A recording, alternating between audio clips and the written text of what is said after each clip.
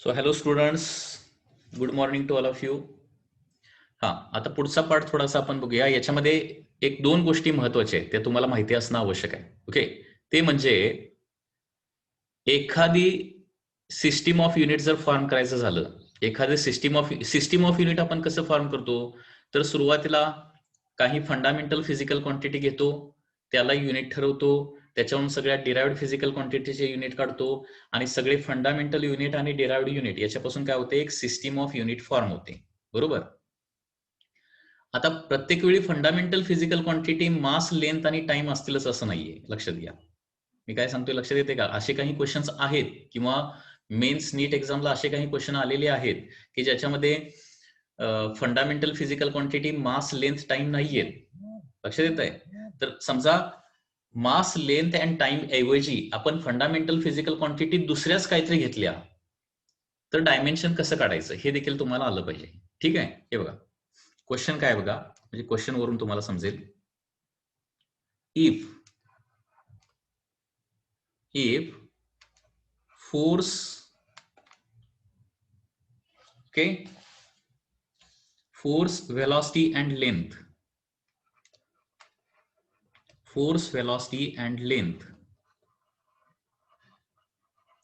are taken as fundamental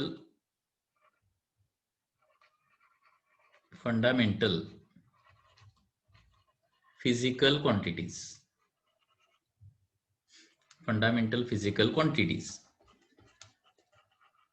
then dimension of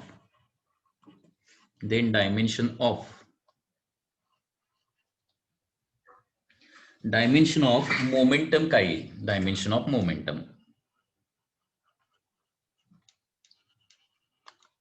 okay, dimension of momentum number घेऊया. Dimension of momentum काय येईल किंवा dimension of mass काय येईल अँड डायमेन्शन ऑफ एनर्जी काय येईल, हे तीन क्वेश्चन आपल्याला सोडवायचे आहेत. लक्षात घ्या. लक्षात येते का? बघा, असे पण काही क्वेश्चन आहेत की ज्याच्यामध्ये फंडामेंटल फिजिकल क्वांटिटी मास, लेंथ, टाइम नाही आहेत. लक्षात घ्या, खूप इम्पॉर्टंट क्वेश्चन आहे हा. बरोबर. म्हणजे जनरली आतापर्यंत आपण जे डायमेन्शन लिहिले ते कुणाच्या स्वरूपात लिहिले? MLT च्या स्वरूपात लिहिले. बरोबर आहे ना? म्हणजे फोर्सचं डायमेन्शन काय येतं? M1 L1 T-2 येतं. बरोबर आहे ना? M1 L1 T-2 किंवा वरचं येतं M1 L2 T-2. म्हणजे तिथं काय केलंय आपण? मास, लेंथ आणि टाइम यांना फंडामेंटल घेतलेलं आहे. बरोबर. आणि डायमेन्शन काढलेले आहेत. तर इथं असे पण क्वेश्चन असू शकतात की मास, लेंथ, टाइम ऐवजी दुसऱ्याच फिजिकल क्वांटिटी जर फंडामेंटल घेतल्या, तर डायमेन्शन काय येणार आहे? तर डायमेन्शन ते काढता आले पाहिजे. कसे काढायचे बघा, याच्यामधला फर्स्ट क्वेश्चन बघा. आता force, velocity and length fundamental घ्यायचं आहे आणि मोमेंटमचं डायमेन्शन काढायचं आहे. ठीक आहे. तर हे मोमेंटम, फोर्स, वेलॉसिटी आणि लेंथवर कशा प्रकारे डिपेंड आहे ते बघावं लागेल आपल्याला. आता फोर्सला आपण सिंबल वापरूया F, वेलॉसिटीला सिंबल वापरूया V आणि लेंथला सिंबल वापरूया L. ठीक आहे. आणि मोमेंटम म्हणजे सिंबल आहे सपोज P. तर मी इथं काय लिहिणार बघा, P इज इक्वल टू, आता डायमेन्शन लिहितो म्हणजे काय करतो? फंडामेंटल फिजिकल क्वांटिटीच्या पॉवर लिहितो. बरोबर आहे ना? डायमेन्शन लिहायचं म्हणजे काय करायचं? फंडामेंटल फिजिकल क्वांटिटीच्या पॉवर लिहायचं असतं. तर इथं फंडामेंटल फिजिकल क्वांटिटी काय आहेत? फोर्स, वेलॉसिटी आणि लेंथ आहे. म्हणजे फोर्स रेस टू काय येणार आहे? सम पॉवर येणार. ती आपल्याला माहिती नाही, ती काढायची आहे. F raise to A, velocity raise to B लिहावं लागेल आणि L रेस टू काय लिहावं लागेल? C लिहावं लागेल. लक्षात येते का? बघा, तर ही कन्सेप्ट पुन्हा एकदा बघा, पुन्हा एकदा मी जरा एक्सप्लेन करतो तुम्हाला. फोर्स, वेलॉसिटी आणि लेंथ यांना फंडामेंटल घ्यायचं आहे आणि फोर्स, वेलॉसिटी आणि लेंथच्या स्वरूपात आपल्याला डायमेन्शन आता लिहायचं आहे. काही वेळेला असे क्वेश्चन असतात की फोर्स, वेलॉसिटी आणि लेंथला जर फंडामेंटल घेतलं तर मोमेंटमचं डायमेन्शन काय येणार, किंवा फोर्स, वेलॉसिटी आणि लेंथला फंडामेंटल फिजिकल क्वांटिटी घेतलं तर मासचं डायमेन्शन काय येणार, फोर्स, वेलॉसिटी आणि लेंथला जर फंडामेंटल घेतलं तर एनर्जीचं डायमेन्शन काय येणार. ओके, असे देखील काही क्वेश्चन आहेत. कारण याच्या अगोदर फंडामेंटल आपण काय घेतलं होतं? मास, लेंथ आणि टाइम घेतलं होतं आणि MLTच्या स्वरूपात डायमेन्शन लिहिलं होतं. बरोबर आहे ना? मास, लेंथ आणि टाइम जर फंडामेंटल घेतलं तर MLTच्या स्वरूपात डायमेन्शन येणार. फोर्स, वेलॉसिटी आणि लेंथ फंडामेंटल घेतलं तर एफ ही एल च्या स्वरूपात डायमेन्शन येणार आहे. ओके, तर हा क्वेश्चन कसा सॉल्व्ह करायचा बघा. मोमेंटमचं डायमेन्शन लिहायचं आहे, बरोबर. तर मोमेंटम इज इक्वल टू काय लिहितो मी, फंडामेंटल कोण आहे त्यांच्या पॉवर लिहायचे आहेत. फंडामेंटल काय आहे, एफ रेस टू ए आहे. ओके, त्याच्यानंतर फी रेस टू बी लिहिलं आणि एल रेस टू सी लिहिलं. आता एबीसी या पॉवर काढणं म्हणजेच डायमेन्शन लिहिणं, बरोबर आहे ना. मग आता हे कसं सॉल्व्ह करायचं, आपली नेहमीची मेथड. ओके, इथं सगळे अगोदर डायमेन्शन लिहूया जे आपल्याला माहिती आहे ते.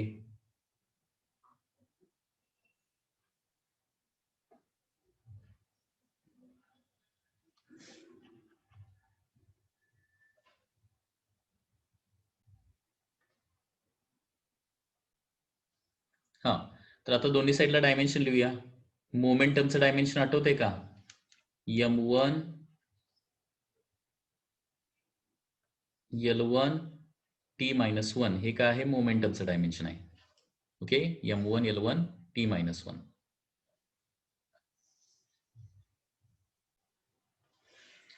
बघा, मोमेंटमचं डायमेन्शन लिहायचं आहे. सो एफ रेस टू ए लिहिणार, फी रेस टू बी लिहिणार आणि एल रेस टू सी लिहिणार. ठीक आहे, इथंपर्यंत कुणाला काय डाऊट आहे का. फोर्स, वेलॉसिटी, लेंथ फंडामेंटल असेल तर F raise to A, fee raise to B, L raise to C. MLT fundamental असेल तर काय लिहिलं असतं, M raise to A, L raise to B आणि टी रेस टू सी लिहिलं असतं. ठीक आहे, आता दोन्ही साईडला काय करायचं आहे, डायमेन्शन ठेवायचं आहे. पीचं डायमेन्शन काय, m1 L-1 t-1, m1 L1 t-1, sorry, मोमेंटमचं dimension असतं m1 L1 t-1. फोर्सचं डायमेन्शन काय आहे, m1 L1 t-2. फोर्सचं डायमेन्शन काय, m1 L1 t-2. याची पॉवर रेस टू ए आहे. वेलॉसिटीचं काय असतं, L1 t-1 असतं, रेस टू बी. आणि लेंथ म्हणजे L1 raise to C. Okay, आता पॉवर रेस टू पॉवर असेल तर त्या दोन पॉवरचं काय करावं लागतं, मल्टिप्लिकेशन करावं लागतं, बरोबर आहे ना.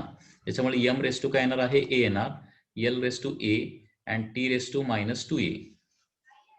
त्याच्यानंतर L raise to B, T raise to -b येणार आणि तिसऱ्या ब्रॅकेटमध्ये काय येणार, एल रेस टू सी येणार आहे, बरोबर आहे ना. आता 3 स्क्वेअर ब्रॅकेटचा 1 स्क्वेअर ब्रॅकेट करायचा आहे. त्याच्यामुळे इथं काय किती येणार बघा, एम रेस टू, इथं ए आहे, इथं एम नाहीये, इथं पण एम नाहीये, म्हणजे एम रेस टू फायनली ए येणार आहे. एल रेस टू, इथं एल रेस टू ए आहे, इथं एल रेस टू बी आहे, इथं एल रेस टू सी आहे, म्हणजे काय होणार, ए प्लस बी प्लस सी होणार, बरोबर. त्याच्यानंतर टी रेस टू, पहिल्या ब्रॅकेटमध्ये -2a आहे, दुसऱ्या ब्रॅकेटमध्ये -b आहे, तिसऱ्या ब्रॅकेटमध्ये टी नाहीच आहे. सो -2a -b ही टी ची पॉवर येणार. ओके, त्याच्यामुळं m1 L1 t-1 हे LHS ला डायमेन्शन आहे. आणि राईट हँड साईडला काय आलंय बघा, MA L raise to a plus b plus c and t raise to -a -b. आता जस्ट काय करायचं आहे, दोन्ही साईडला जस्ट कम्पेअर करायचं आहे. इथं m ची पॉवर किती आहे, a आहे, इथं m ची पॉवर 1 आहे. त्याच्यामुळे a should be equal to काय असलं पाहिजे, 1 असलं पाहिजे. ठीक आहे, त्याच्यानंतर एल रेस टू किती आहे, A plus B plus C आहे आणि इथं एल रेस टू 1 आहे. त्याच्यामुळे काय येणार, A plus B plus C is equal to 1 येणार. आणि इथं T raise to -2a -b आहे, -2a -b is equal to, इथं टी रेस टू किती आहे, -1 आहे. म्हणजे दोन्ही साईडला एम च्या पॉवर इक्वेट करायच्या, एल च्या पॉवर इक्वेट करायच्या, टी च्या पॉवर इक्वेट करायच्या आणि त्याच्यावरून एबीसीच्या व्हॅल्यू काढायच्या. म्हणजे ए ची व्हॅल्यू 1 आहे, ए ची व्हॅल्यू 1 जर सेकंड इक्वेशन मध्ये ठेवली तर काय होणार आहे, 1 plus B plus C is equal to 1 येणार ना. 1 पलीकडे गेल्यानंतर 1 - 1 होणार, म्हणजे B plus C is equal to 1 येणार. B plus C is equal to 1, A is equal to 1. त्याचबरोबर या थर्ड इक्वेशन मध्ये ए इज इक्वल टू 1 ठेवलं तर -2 × 1 म्हणजे काय होणार, इथं बघा, -2 - b इज इक्वल टू -1. ठीक आहे, सगळं मायनस मायनस मायनस सगळंच काढून टाकतो, म्हणजे 2 plus B is equal to 1 येणार. So B is equal to काय येणार आहे 1 - 2. 2 पलीकडे गेल्यानंतर मायनस होणार. So B is equal to येणार आहे -1. बी झालं -1 आणि बी प्लस सी बरोबर 1 आहे ना. आता बी -1 असेल तर सी किती असलं पाहिजे मग? B plus C is equal to 1 आहे. बी च्या ठिकाणी -1 ठेवतो plus C is equal to 1. -1 पलीकडे गेल्यानंतर काय होणार आहे +1 होणार. So C is equal to 1 + 1 म्हणजे किती येणार आहे 2 येणार. म्हणजे अशा प्रकारे मोमेंटमचं डायमेन्शन येणार आहे. डायमेन्शन आता स्क्वेअर ब्रॅकेटमध्ये लिहायचं असतं. एफ रेस टू ए ची व्हॅल्यू किती आली 1.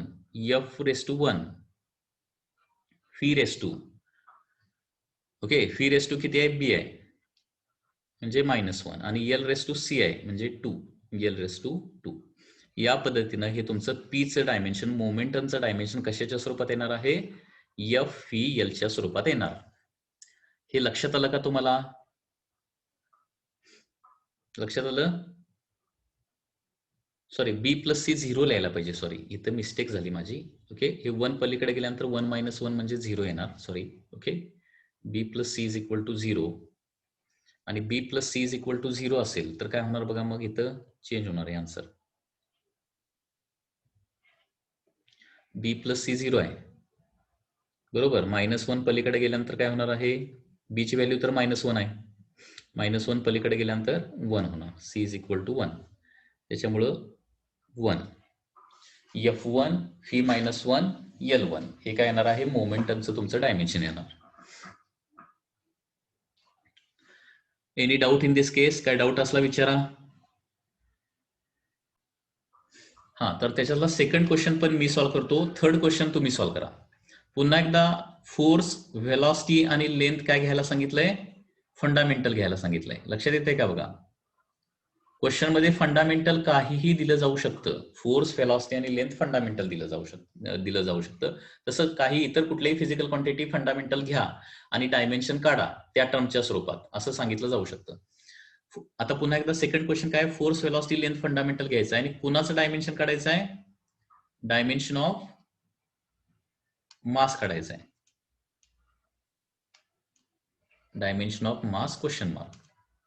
ठीक आहे मग पुन्हा एकदा बघा हे कसं सॉल्व्ह करायचं.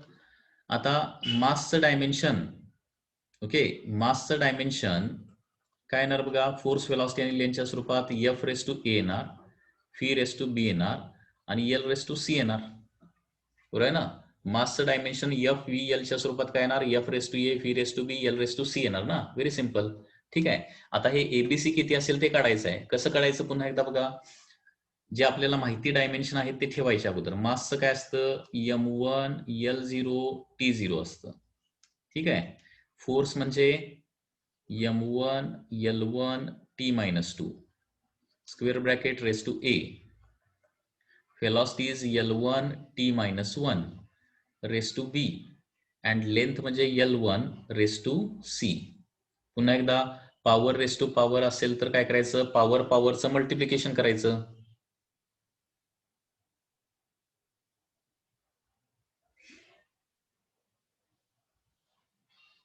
ओके हा आता बघा काय येणार M raise to A L raise to A T raise to -2a. Power raise to power असेल तर त्या दोन पॉवरचं मल्टिप्लिकेशन करायचं असतं बरोबर आहे ना. L raise to B T raise to -b okay आणि एल रेस टू सी. काही जणांनी आन्सर काढलंय बघा. Very good. आता काय होणार फायनली राईट हँड साईडला एम रेस टू ए येणार एल रेस टू काय येणार A plus B plus C A plus B plus C. म्हणजे या स्टेप पुन्हा त्याच रिपीट होणार आहेत. A plus B plus C आणि टीचं काय येणार आहे -2a फक्त येणार. पाठीमागे एवढं चालू होतं का बघा ए प्लस बी प्लस सी आणि -2a -2a मायनस बी पण येणार ना कारण टीचं किती आहे बघा टीचं किती आहे इथं -2a आणि इथं टीचं -b पण आहे. ठीक आहे RHS ला LHS ला M1 L0 T0 आहे. आता जस्ट कंपॅरिझन करायचं आहे. कंपॅरिझन काय होणार बघा ए इज इक्वल टू 1 येणार, कारण इथं एम ची पॉवर 1 आहे, एम ची पॉवर ए आहे. A is equal to 1. इथं एल ची पॉवर काय आहे, A plus B plus C आहे, आणि इथं 0 आहे, म्हणजे A plus B plus C is equal to 0. ठीक आहे. आणि त्याच्यामध्ये ए इज इक्वल टू 1 ठेवलं तर B plus C is equal to 0 येणार. ठीक आहे. त्याच्यानंतर टी रेस टू किती आहे इथं, -2a minus P I is equal to काय येणार, 0 येणार आहे. आता इथं ए ची व्हॅल्यू 1 ठेवतो. ए ची व्हॅल्यू 1 ठेवली तर -2 काय होणार बघा, -2 minus B is equal to 0. Okay. So याच्यावरून काय येणार आहे, बी इज इक्वल टू काय येणार, -2 येणार. बी इज इक्वल टू -2 येते काय बघा.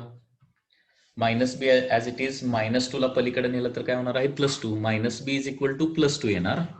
Minus B is equal to +2, so B is equal to -2 येणार आहे. आणि बी इज इक्वल टू -2 ठेवलं तर सी ची व्हॅल्यू किती येणार मग त्याच्यावरून, therefore C is equal to 2 येणार रे. बी -2 ठेवलं तर -2 पलीकडे गेल्यानंतर +2 होणार, so C is equal to 2 होणार आहे.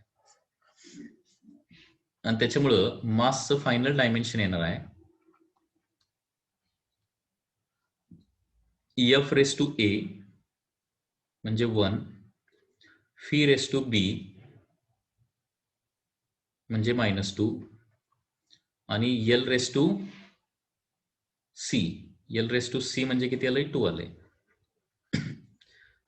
तर मासचं dimension in terms of force, velocity आणि लेंथ येणार आहे F1 फी -2 L2 असं हे डायमेन्शन येणार.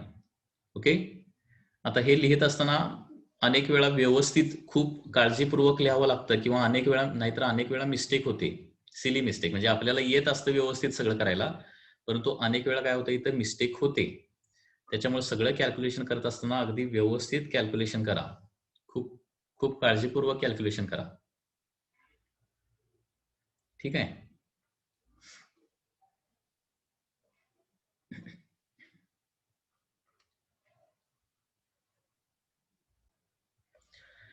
हे बघा, इथं कॅल्क्युलेशन मध्ये काही सिली मिस्टेक्स झाल्या होत्या, पुन्हा एकदा बघूया. इथंपर्यंत आपला ऍब्सोल्युटली करेक्ट आहे, बरोबर आहे ना. M1 L0 T0, तो M raise to A L raise to A plus B plus C and T raise to -A -2A -B. आणि LHS RHS कंपॅरिझन केल्यानंतर काय झालं बघा, M रेस टू A आहे, M रेस टू 1 आहे, म्हणजे A is equal to काय येणार, 1 येणार. त्याच्यानंतर इथं L raise to A plus B plus C आहे, म्हणजे आणि इकडे काय आहे, L रेस टू 0 आहे, म्हणजे A plus B plus C 0 येणार. A ची व्हॅल्यू इथं 1 ठेवली तर याच्यावरून काय येणार सांगा, B plus C is equal to येणार आहे -1 येणार, बरोबर आहे ना. कारण A पलीकडे गेल्यावर काय होणार आहे, -A होणार, म्हणजे -1 होणार. सो B प्लस C ची व्हॅल्यू आली -1. ठीक आहे. आलेली B ची व्हॅल्यू इथं ठेवूया, सॉरी आलेली A ची व्हॅल्यू थर्ड इक्वेशन मध्ये ठेवूया, म्हणजे काय होणार, -2, कारण A ची व्हॅल्यू 1 आहे ना, -2 minus B is equal to 0, म्हणजे -P इज इक्वल टू 2 येणार, म्हणजे B इज इक्वल टू काय येणार, -2 येणार. B is equal to -2.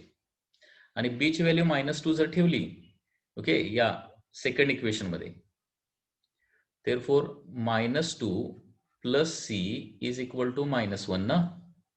C is equal to -1 plus 2, म्हणजे C इज इक्वल टू येणार आहे 1. Okay. And therefore finally dimension येणार आहे मासचं dimension, mass is equal to F raise to A, A म्हणजे 1 आहे, V raise to B, B किती आलंय, -2 आलं,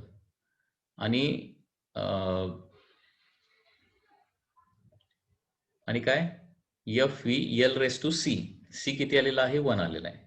so this is the dimension of the mass. Any doubt in this case? आता बरोबर आहे का बघा.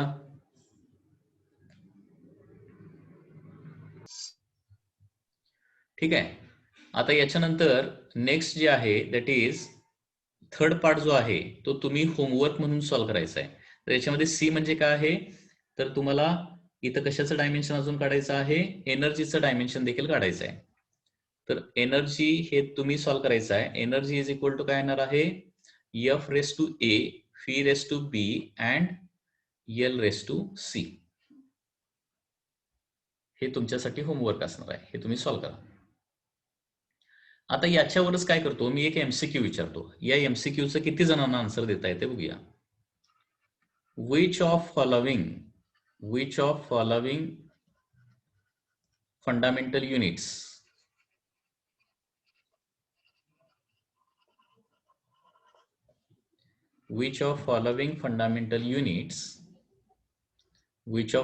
fundamental units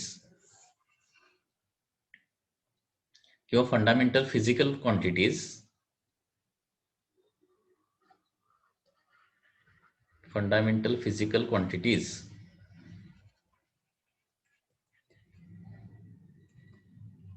can form system of units.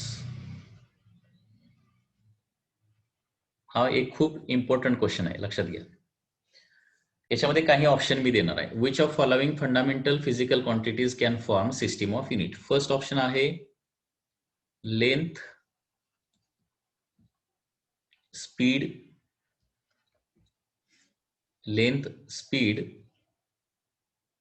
and acceleration.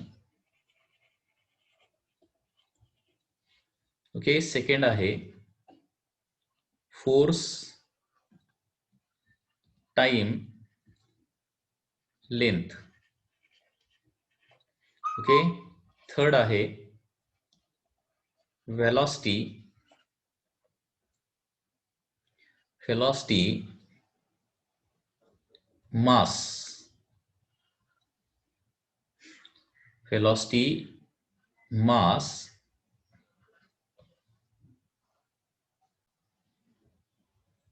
velocity, mass, and area. Fourth आहे. याच्यामध्ये मल्टिपल ऑप्शन करेक्ट असू शकतात, एकच करेक्ट असेल असं नाही. मी मुद्दाम मल्टिपल ऑप्शन करेक्ट असणारा क्वेश्चन दिलेला आहे. फोर्थ आहे that is mass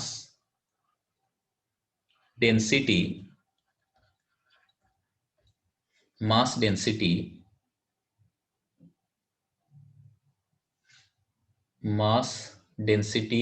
and for example speed नको, बरं ठीक आहे, स्पीड. हे बघा, जनरली फंडामेंटल फिजिकल क्वांटिटीज काय असतात, मास, लेंथ आणि टाइम असतात. ठीक आहे, तर मास, लेंथ, टाइम ऐवजी जर लेंथ, स्पीड, ऍक्सलरेशन घेतलं तर ती सिस्टीम ऑफ युनिट फॉर्म होईल का? फोर्स, टाइम, लेंथ घेतलं तर सिस्टीम ऑफ युनिट फॉर्म होईल का? वेलॉसिटी, मास, एरिया घेतलं तर फॉर्म होईल का? आणि मास, डेन्सिटी आणि स्पीड घेतलं तर फॉर्म होईल का? असा क्वेश्चन आहे.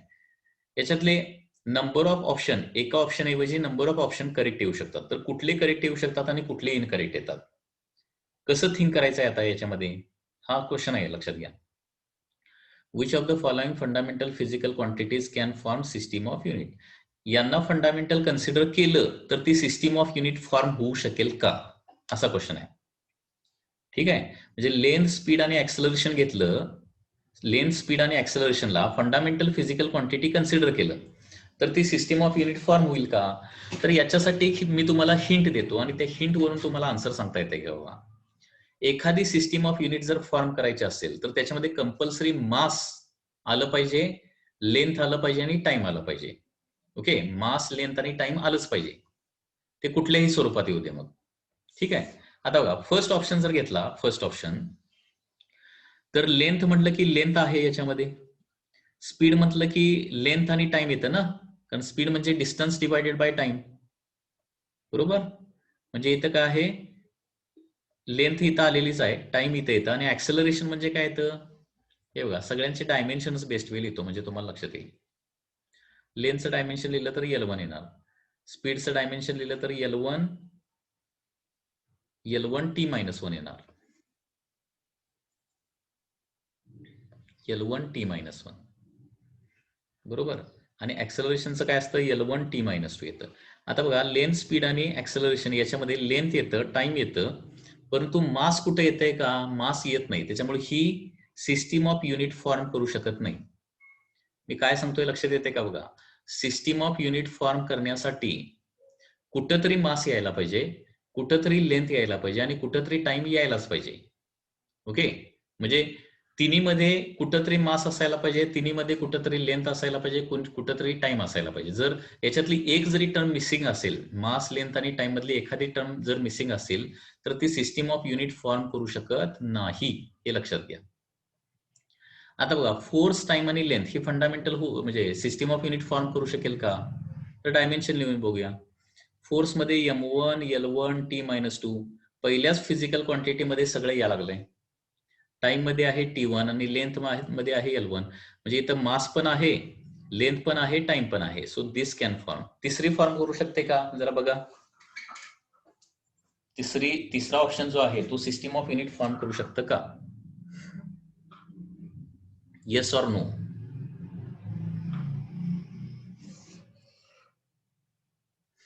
Yes or no? बघा, व्हेलॉसिटी मध्ये L1 T-1 आहे, मास मध्ये M1 आहे आणि एरिया मध्ये L2 आहे. हे बघा, मास मध्ये आहे, लेंथ जे आहे ते एरिया मध्ये पण आहे, व्हेलॉसिटी मध्ये पण आहे आणि टाइम जो आहे तो व्हेलॉसिटी मध्ये आहे. त्याच्यामुळे हे देखील सिस्टीम ऑफ युनिट फॉर्म करू शकतं. ओके, फॉर्म करू शकतं. लेंथ, मास, टाइम आलं की झालं, लक्षात घ्या. यस. तिसरं, मास, डेन्सिटी आणि speed he system of unit form करू शकतं का? मास, डेन्सिटी अँड स्पीड. बघा जरा, मास मध्ये मास आहे M1, डेन्सिटी मध्ये M1 L-3 मास आणि लेंथ आहे आणि स्पीड मध्ये L1 T-1 टाइम आहे. म्हणजे मास पण येतं, लेंथ पण येतं, टाइम पण येतं. So this also can form system of unit. लक्षात येत आहे ना मी काय सांगतोय? म्हणजे कुठल्याही फिजिकल क्वांटिटी घेऊन आपण सिस्टीम ऑफ युनिट जी आहे ती काय करू शकतो? फॉर्म करू शकतो.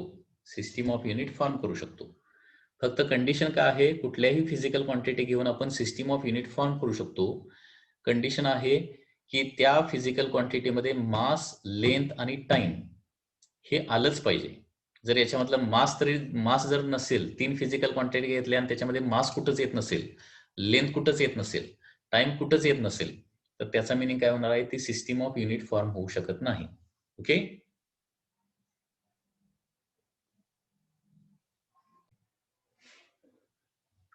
तर या पद्धतीने आपण हे बघितलं की सिस्टीम ऑफ युनिट फॉर्म होण्यासाठी मास, लेंथ आणि टाइम कुठं ना कुठं तरी यावं लागेल. त्याच्यामुळे हा एक क्वेश्चन जो आहे तो इम्पॉर्टंट आहे, तो लक्षात ठेवा. नेक्स्ट, आता आपण बघूया limitations of the dimensional analysis. Okay, limitations of dimensional analysis. काही वेळेला थेअरीमध्ये हा क्वेश्चन किंवा MCQ मध्ये हा क्वेश्चन विचारला जाऊ शकतो. Limitations of dimensional analysis. Limitations of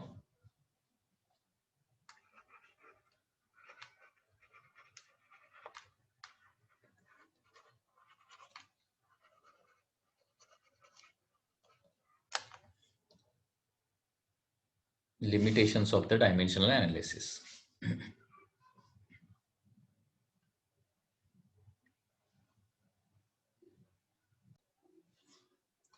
तर लिमिटेशन्स ऑफ डायमेन्शनल अनालिसिस काय बघा. तर फर्स्ट लिमिटेशन आहे dimension of a given physical quantity may not be unique. That is the first limitation. Dimension of a physical quantity, dimension of a physical quantity is not unique. Okay, हे सगळ्यात मोठं याचं limitation आहे. म्हणजे एकाच डायमेन्शनच्या अनेक physical quantity असू शकतात. असं होऊ शकत नाही की या फिजिकल क्वांटिटीला फक्त हेच डायमेन्शन, असं डायमेन्शन इतर कुठल्याही फिजिकल क्वांटिटीला नसणार आहे, असं कधी होत नाही. बरोबर आहे ना? अशा भरपूर फिजिकल क्वांटिटी आहेत की ज्यांचं डायमेन्शन सेम येतं. आपण ते बघितलंय. फॉर एक्झाम्पल, इम्पल्स आणि मोमेंटम दोघांचं डायमेन्शन सेम असतं. वर्क आणि एनर्जी किंवा टॉर्क या तिघांचं डायमेन्शन तेच आहे. अँग्युलर मोमेंटम आणि प्लँक्स कॉन्स्टंट या दोघांचं डायमेन्शन सेम आहे. अनेक अशा फिजिकल क्वांटिटी आहे की त्याला डायमेन्शनच नाहीये. M0, L0, T0 M0, L0, T0 हे डायमेन्शन येतं refractive index, angle, solid angle, plane angle किंवा डायइलेक्ट्रिक कॉन्स्टंट, रिलेटिव्ह डेन्सिटी, बरोबर आहे ना. म्हणजे हे याचं पहिलं लिमिटेशन आहे. म्हणजे आपण ह्या फिजिकल क्वांटिटीला फक्त हेच डायमेन्शन असं आपण म्हणू शकत नाही. That is the first limitation. Dimension of a physical quantity is not unique. Unique म्हणजे एका फिजिकल क्वांटिटीला फक्त हेच डायमेन्शन, दुसऱ्या फिजिकल क्वांटिटीला हे डायमेन्शन येणार नाही असं आपण म्हणू शकत नाही. त्याचबरोबर आपण डायमेन्शनल अनालिसिसचे ऍप्लिकेशन बघितले, बरोबर. 3 ऍप्लिकेशन मेजर आहेत, थिअरी एक्झामला विचारले जाऊ शकतात. 3 ऍप्लिकेशन कुठले आहेत डायमेन्शनल अनालिसिसचे? पहिलं, टू फाइंड कन्व्हर्जन फॅक्टर, बरोबर. दुसरं त्याच्यामधलं काय आहे? To find the relation, obtain relation between them. आणि तिसरं काय बघितलं? तिसरं म्हणण्यापेक्षा ते पहिलं होतं, that is dimensional homogeneity, to check the dimensional homogeneity. असे डायमेन्शनल अनालिसिसचे एकूण 3 ऍप्लिकेशन आहेत. पुन्हा एकदा बघा, 3 ऍप्लिकेशन, मेजर ऍप्लिकेशन काय आहेत? First, to check dimensional homogeneity of a equation, म्हणजे डायमेन्शनली एखादं इक्वेशन करेक्ट आहे का नाही हे चेक करू शकतो. दुसरं, कन्व्हर्जन फॅक्टर डिसाइड करण्यासाठी. आणि तिसरं, समजा फिजिकल क्वांटिटी दिलेली असेल त्यांच्यामधला फॉर्म्युला काढण्यासाठी. परंतु आता आपण बघितलं की डिफरंट फिजिकल क्वांटिटी मधले रिलेशन दिलेलं असेल, ओके, म्हणजे त्यांच्यामधला फॉर्म्युला काढायचा असेल, तर तिथं जो कॉन्स्टंट असतो ना, तिथे न्यूमेरिकल व्हॅल्यू जे असते ते आपण काढू शकत नाही. Okay, so numerical constant having no dimension can not be obtained by dimensional analysis. Numerical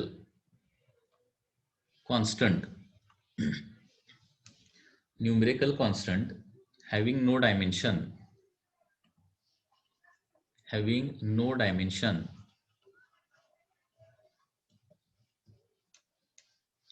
cannot be deduced, cannot be obtained by dimensional analysis.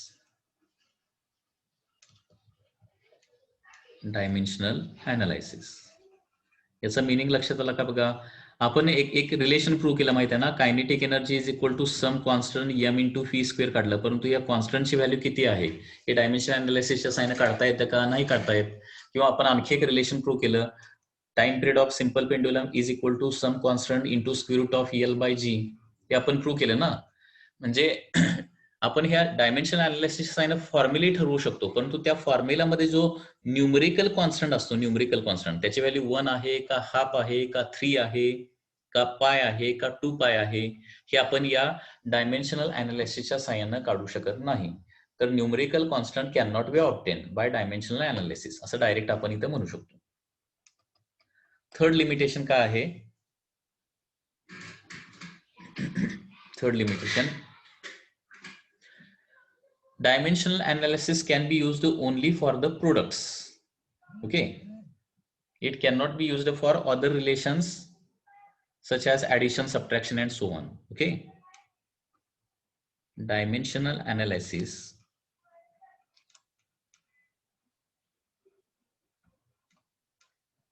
can be used to derive relations. Dimensional analysis can be used to derive relation of product only.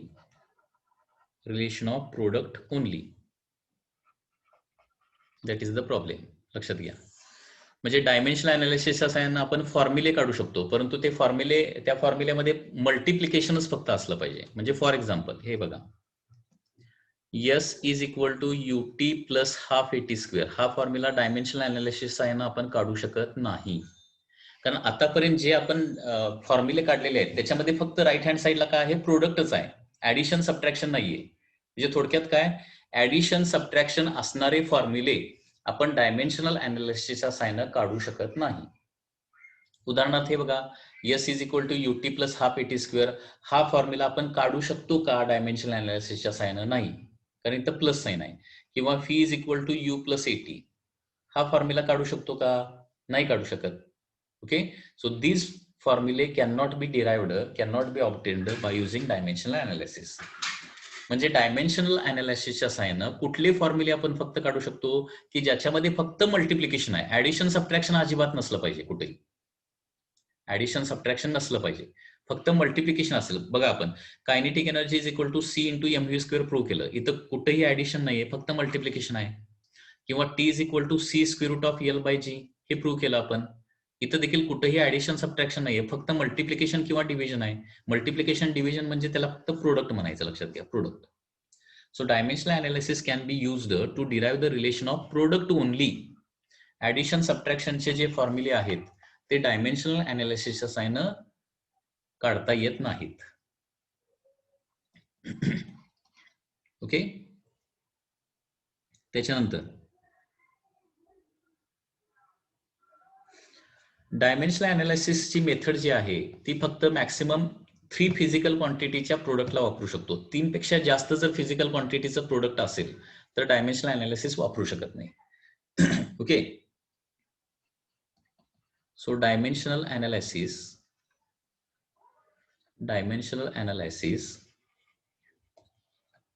cannot be used to derive the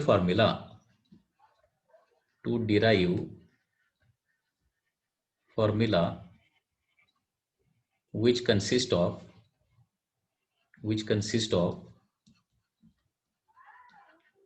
more than 3 physical quantities.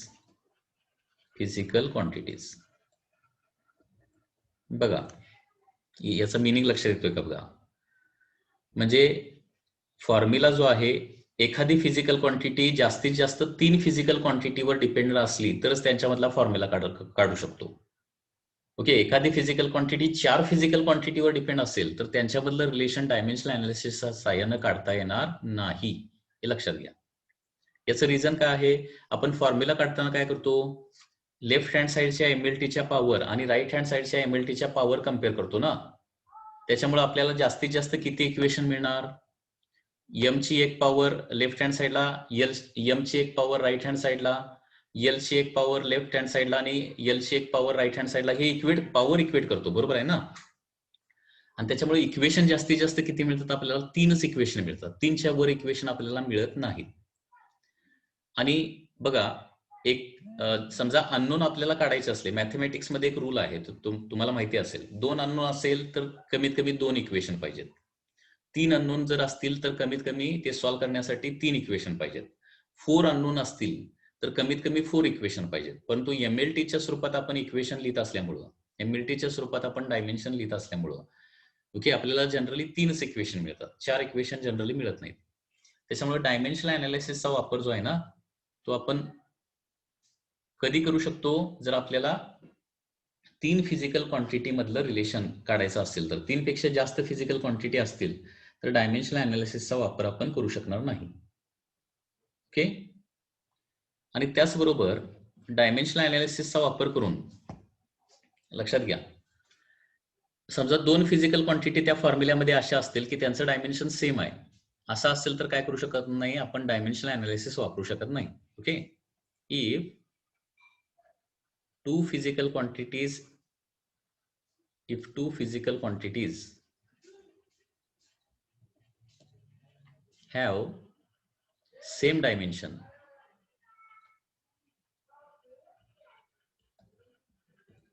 then dimensional analysis cannot be used. Dimensional analysis cannot be used. म्हणजे याचं एक example देतो. For example, समजा तुम्हाला असं सांगितलं की x ही एक फिजिकल क्वांटिटी आहे which depends on work and torque असं म्हटलं, and find the relation between x, work and torque. या तिघांच्या मधलं रिलेशन काढा म्हणून सांगितलं तर हे रिलेशन आपल्याला फाइंड आउट करता येणार नाही. बघा मी काय सांगतोय, लक्षात येत आहे? X depends on work and torque म्हटलेलं आहे. मग काय लिहिणार? X is equal to some constant into work raise to A and torque raise to B. परंतु इथं वर्कचं डायमेन्शन आणि टॉर्कचं डायमेन्शन सेमच येत असल्यामुळं काय होणार नाही, एक्स वर्क आणि टॉर्क मधलं रिलेशन येणार नाही. तुम्ही काढून बघू शकताय, ते रिलेशन येत नाही. ए आणि बी च्या व्हॅल्यू आपल्याला काढता येत नाहीत, लक्षात घ्या. ठीक आहे. म्हणजे जर दोन फिजिकल, म्हणजे आपल्याला काय करायचं आहे, एका सर्टन फिजिकल क्वांटिटीचा फॉर्म्युला काढायचा आहे आणि राईट हँड साईडच्या दिलेल्या ज्या टर्म आहेत, फिजिकल क्वांटिटी आहेत, त्या सगळ्यांचे डायमेन्शन किंवा दोन फिजिकल क्वांटिटीचे डायमेन्शन जर सेम येत असेल तर ही मेथड जी आहे ती आपण वापरू शकणार नाही. ठीक आहे. तर these are the limitations of the dimensional analysis. याच्यामध्ये काय डाऊट असला तर आपण काय करूया, नेक्स्ट लेक्चरला पुन्हा एकदा हे जरा लिमिटेशन काय करूया, डिस्कस करूया. ठीक आहे. This is all for today's lecture of the physics.